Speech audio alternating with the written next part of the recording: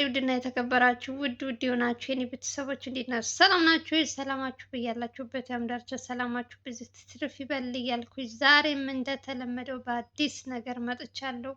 ዛሬ ደግሞ የመጣሁበት ጉዳይ እንግዲህ ያው የኤልሳ ነገር ነው።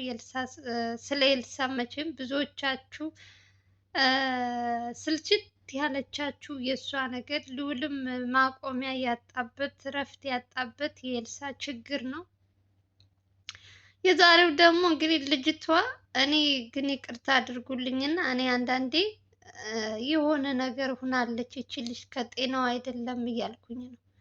እውነት መጠራጠር ጀምሬያለሁ። ጤናዋ ትክክል ነው አይምሮዋ ምናምን እያልኩኝ ትናንት ወዳ የተለቀቀው ቪዲዮ አይታችኋል። ልጅቷ ምን ልታረግ እንደፈለገች ወደ ውጭ ከኤፍሬም ጋር ምናምን እያለች ስታወራ የተያዘችው የድምፅም በስልክም የተጻጻፉትም። ከዛ በኋላስ ምን ተፈጠረ? የዛሬው ደግሞ አንደኛ ነገር ነፍሰ ጡር ትሆን አትሆን እኔ ብቻ አላቅላትም ይቺ ሴት። ዛሬ ደግሞ ልጁ በፍጹም የኤፍሬም እንዳልሆነ ትክክለኛ አባቱ ያለችው እኔ ለዚህ ጋር ለማውራት በጣም ይከብደኛል። ማለት ኤልሳ ራሷ እንደዚህ አይነት እንትን የምታደርገው ለምንድን ነው? ነገ ጠዋት ልጇ ቢወለድ እውነት ትክክለኛ ነፍሰ ጡር ከሆነች ምንድን ነው የምትለው? ምንድን ነው ለልጇ የምታስተምረው? አንዴ አባትህ እንትና ነው አንዴ አባትህ እንትና ነው እያለች እያወዛገበች ነው ያለችው።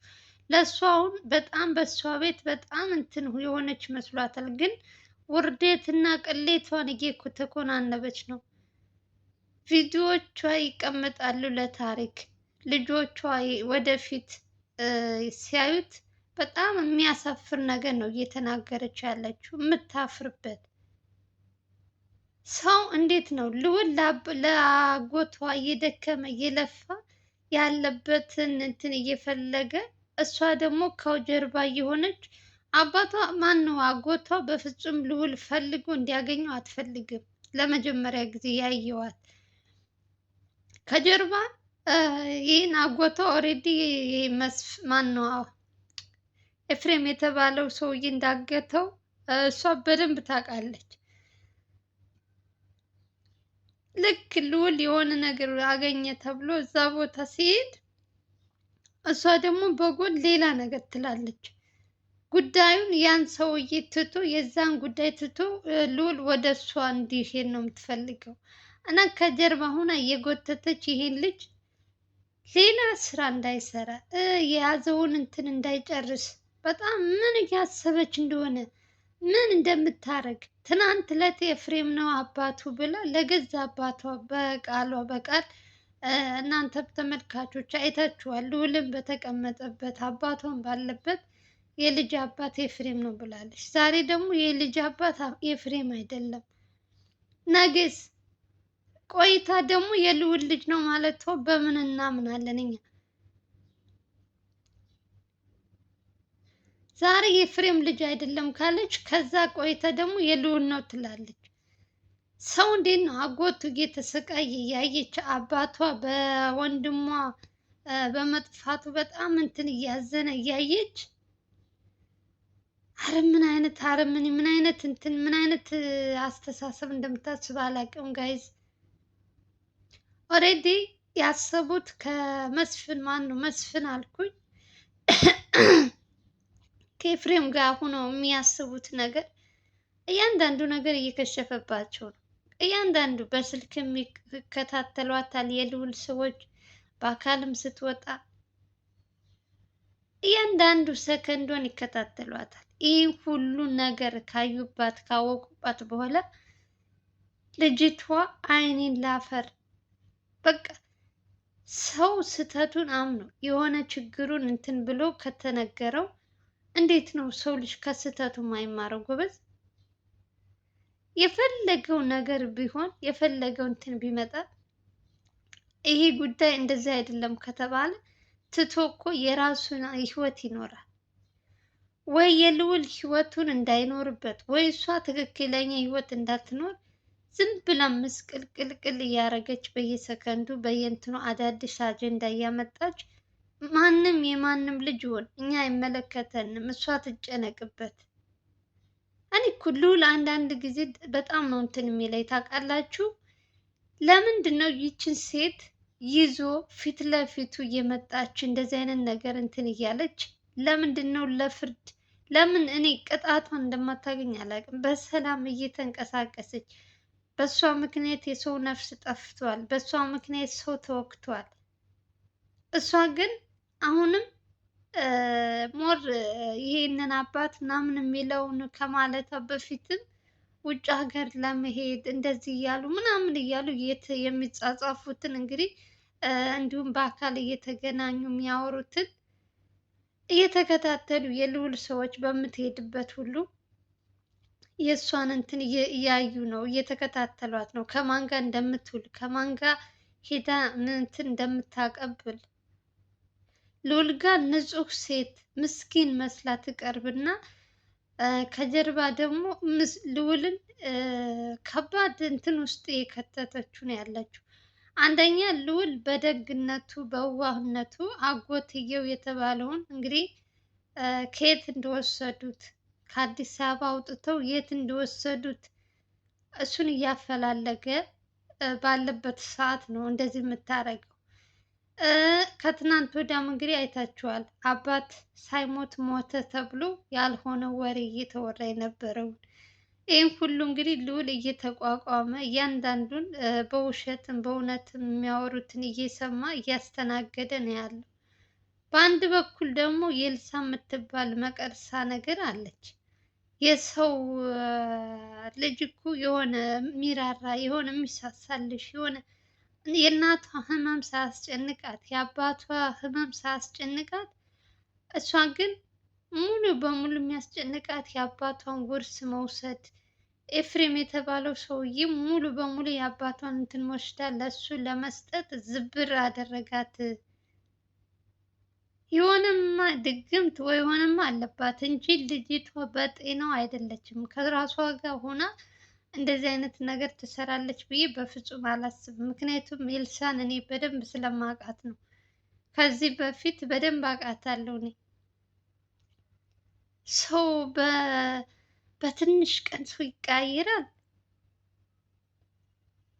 አቤቱ ላታስችል አትሰጥም፣ ላያስችል አይሰጥም።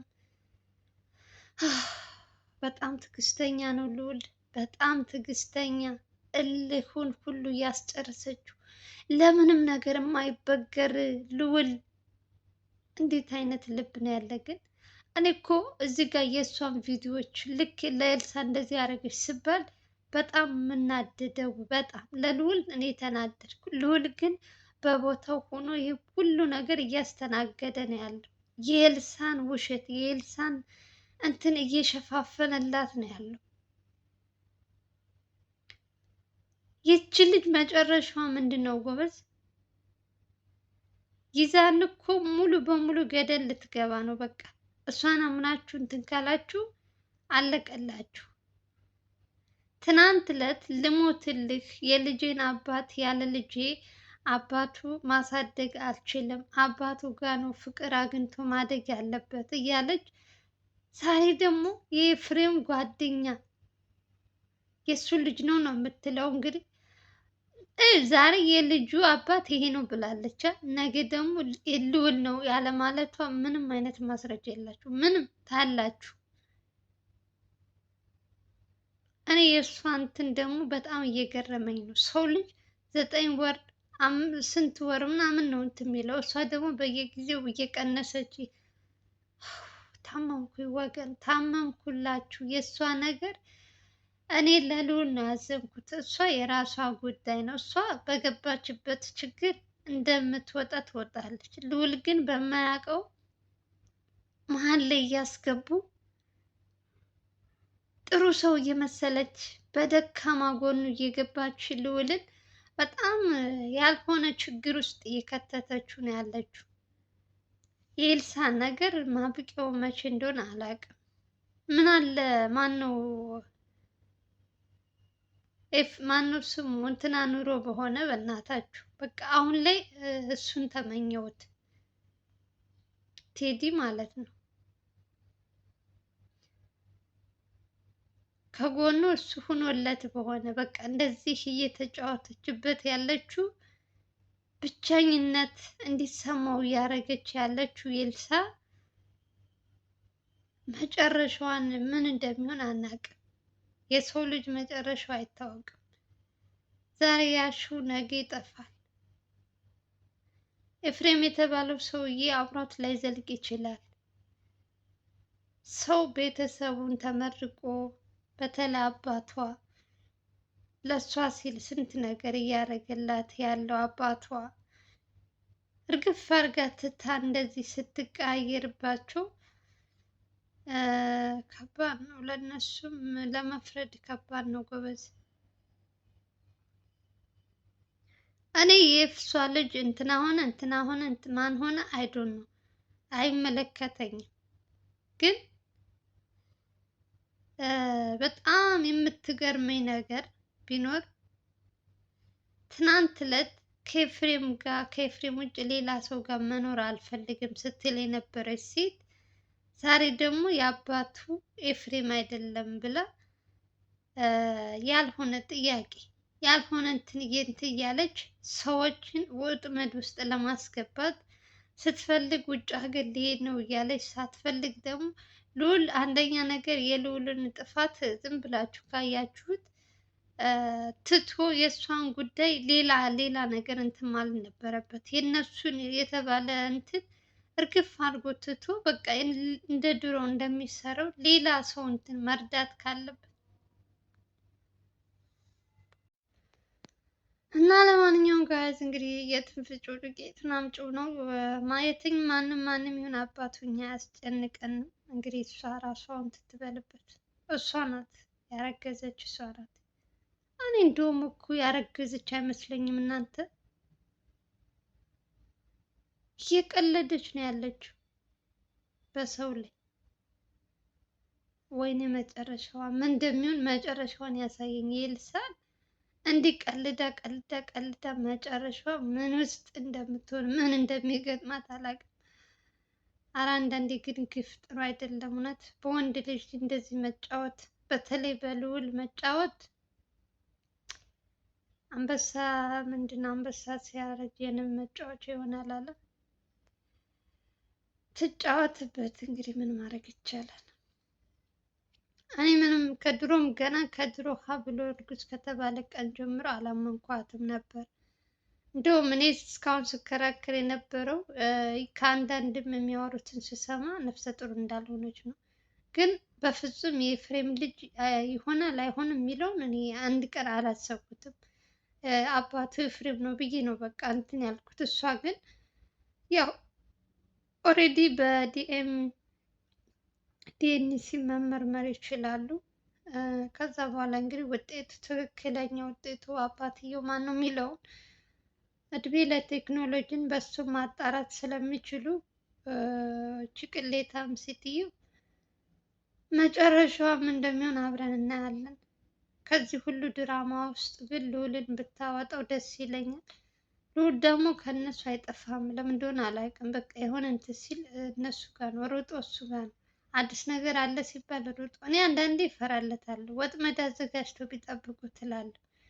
የሆነ ሰው ከደወለለት እዚህ ጋር እንደዚህ ነው ካለው ይሄዳል። ለሱ ለራሱ ለህይወቱ ምንም ከባድ ነው ጎበዝ። በጣም ከአስቸጋሪ ነው። ሰው ትነግረዋለህ እንግዲህ ካልሰማ መከራውን ቢካለ መከራ ይምከረው። የእሷ ነገር ምርር ብሎናል።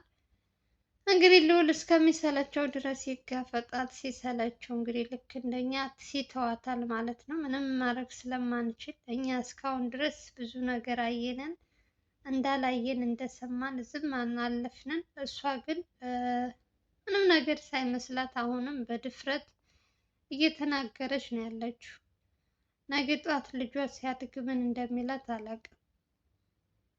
ማፈር የሚባል ነገር አታውቅም በፍጹም። አንገት ደፊ ሀገር አጥፊ አሉ። ድሮ ዝም ያለች ልጅ በአንድ ጊዜ እንደዚህ ተቀይራ በአንድ ጊዜ እሳት ወርሳ እንደዚህ ስትሆን ስታዩ ራሱ እናንተ ይገርማችኋል። የእውነት ሰው በአንዴ ሲቀየር ይገርማል። አቤት ስንት ጉድ አለ በየቤቱ፣ ስንት ጉድ አለ። እኛማ እናያለን አንፈርድም እንግዲህ። ለማንኛውም የሚወዳችሁ እንግዲህ የዛሬው ቪዲዮ ይመስላል። ከተመቻችሁ ቪዲዮ ላይክ ያደርጋችሁ፣ አዲስ ከሆናችሁ ሰብስክራይብ ማድረጋችሁ እንዳትረሱ። በሌላ ቪዲዮ እስከምንገናኝ ድረስ ደህና ደህና ሰንብቱ። ሀገራችን ኢትዮጵያን ሰላም እና ፍቅር እያምጣለን። እንግዲህ አሁን ደግሞ ምንድን ነው መስቀል ነው። ሁላችሁም እንኳን አደረሳችሁ ብያችኋለሁ። ያው መጨረሻ ላይ እንኳን አደረሳችሁ አልኩኝ። ለማንኛውም በያላችሁበት መልካም በዓል ይሆንላችሁ። ያንን የዛሬው ቪዲዮ ይመስላል። እንግዲህ ሰላማችሁ ብዝት ትርፍ ይበል። ፕሊስ ላይክ ያደረጋችሁ ጀምሮ ወዳችኋለሁ፣ አከብራችኋለሁ። ሰላማችሁ ይብዛልኝ። ባይ ባይ።